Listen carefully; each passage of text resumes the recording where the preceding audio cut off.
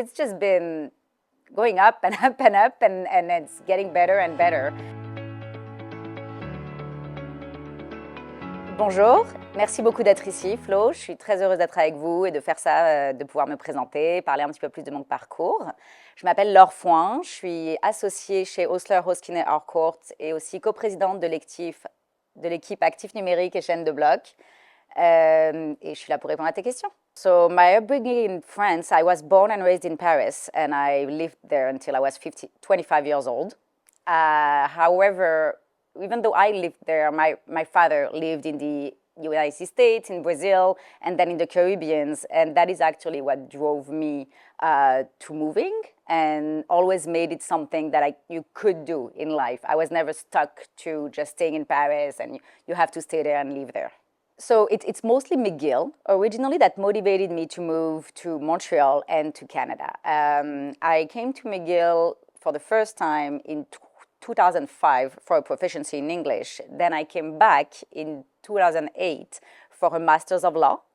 And then I went back to France for a year, but I really was not satisfied with my life anymore in Paris. I was not enjoying myself as much. The culture seemed a little bit too, how do I put this, too aggressive. There were not enough civility, I would say, compared to what I had been through in Montreal and at McGill. Intellectually speaking, McGill is a great space to study at. So the last year in France, I just felt that I needed to go back. I wanted to go back, and I wanted to do it seriously and in a way where I could eventually stay. So I applied for the PhD, which they call the DCL, at McGill University, and I was accepted. And that was the ultimate trigger to me moving back to Montreal for real this time, and I never left since then. Coming from France, you have to understand that in law school in France, students don't really ask questions. We're here to just take it in and give it back at the exam. So arriving at McGill and seeing these students that always had tough questions and conversations with the profs and that see law as a conversation and as something that can evolve, that was great for me. That was a real discovery of what it is that we can do with law. 2010, when I did take the ultimate decision of coming to Canada, I was already, if you can say, 25 years old, and I had 7 years of law school behind me.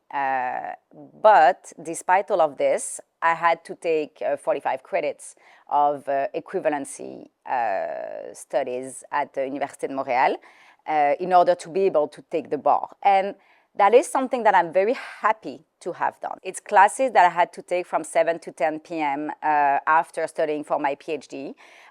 So again, it's a lot of work. It's a little bit tough. So that was the first challenge, I would say, having a little bit of in a way, taking a step back, even though, as I said, it's an opportunity to learn more, but it was taking a bit of a step back. But I think you have to do this if you're ready to immigrate somewhere.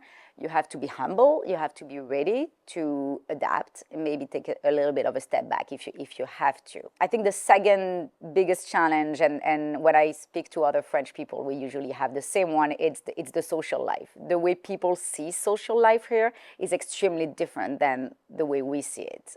So in France, and maybe particularly in Paris, even if it's a Tuesday or a Wednesday, you can text your friend and say, where are you? Oh, you're having a drink or a coffee in such and such place. I'm joining you.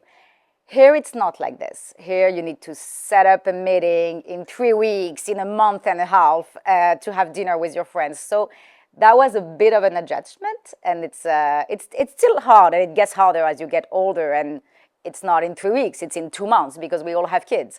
So that's a big adjustment. My first exposure to blockchain happened in my previous law firm in 2015, I would say. Started to get interested to what was this new technology that some people were talking about and trying to understand it because my clients were beginning to have questions. The daily life is a lot of discussions, conversations with our clients in order for us to properly understand what they want to do so that we can translate that in legal terms and see how we can make that happen.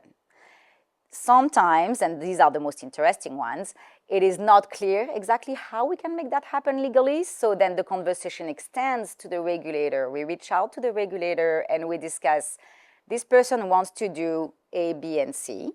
We see some issues, some concerns that you may have with that. We should talk about it. How can we address this?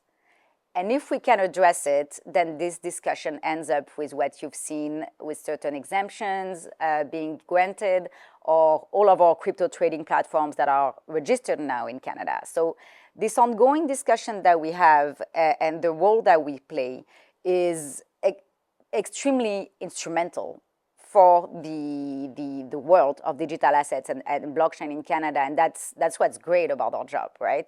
We can see right now existing regulated crypto trading platforms in Canada, which not a lot of countries have, right?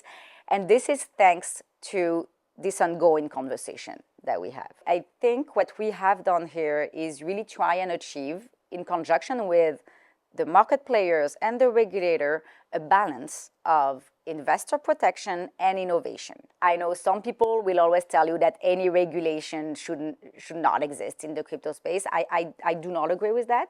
I think it is a good thing to have some. We need to make retail players, but also big financial institutions, comfortable with the space. And how do you get there? You get there when you're able to say that there is a regulator that looks at you with a certain scrutiny and that has applied certain terms and conditions to the way you do business that has satisfied them. And we've done that in Canada. We're still working on it. And I think the way, and I hope the way we're going to work on it in Canada, is that more and more innovative ways of doing business will become acceptable, because we will have managed to prove how this balance of investor protection, retail protection, and innovation can be achieved. I can tell you what I expect in the next year or two, which is developments in what we now call the VRCAs, so the value referenced crypto assets, or stable coins if you prefer, but that's the way our regulators want to refer to them, is VRCAs. So we will see developments in that aspect. We see more and more projects in the real world asset tokenization. RWA tokenization should evolve a lot. And what I'm starting to see, and we all want to see more and more, is seeing, instead of the crypto and blockchain world rediscovering what the capital markets have been doing forever, like securitization and this type of things, doing entirely new things.